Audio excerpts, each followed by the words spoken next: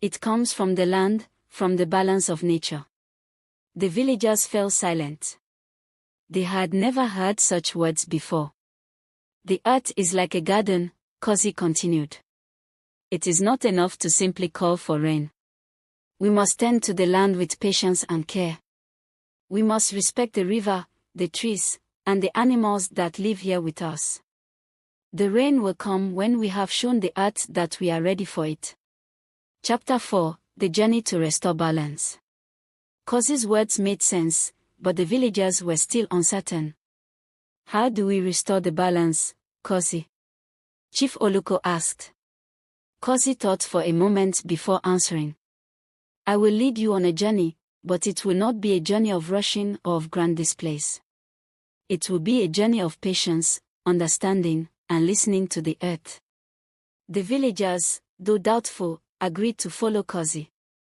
He led them to the riverbank, where the water had been low for many months. Kosi asked the villagers to sit quietly by the river, asking them to listen carefully to the sound of the water. It was a peaceful, rhythmic sound, almost as though the river itself was speaking. Do you hear it? Kosi asked softly. The river has a voice. It is telling us that it needs time to heal.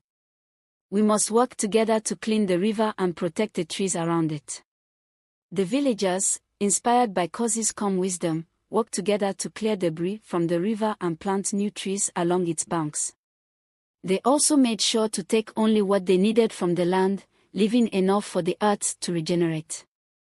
Chapter 5: The Return of the Rain. Days turned into weeks as the villagers followed Kosi's guidance.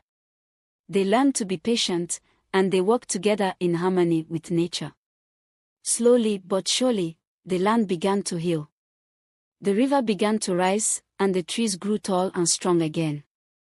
One morning, as the villagers gathered at the edge of the river, dark clouds began to gather in the sky. They watched in awe as the rain, gentle at first, began to fall.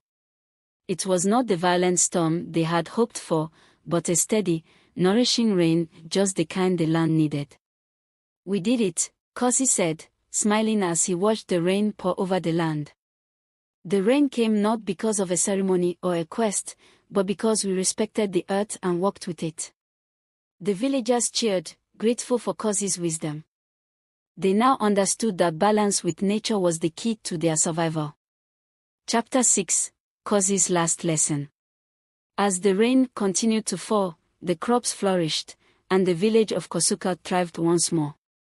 But Kosi, the wise tortoise, had one last lesson to teach.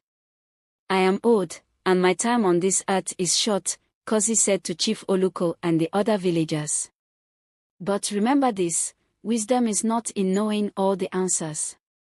It is in understanding when to ask the right questions and when to listen to the world around you. The villagers thanked Kosi for his wisdom and guidance. They promised to remember the lessons he had taught them about patience, balance, and the importance of living in harmony with nature.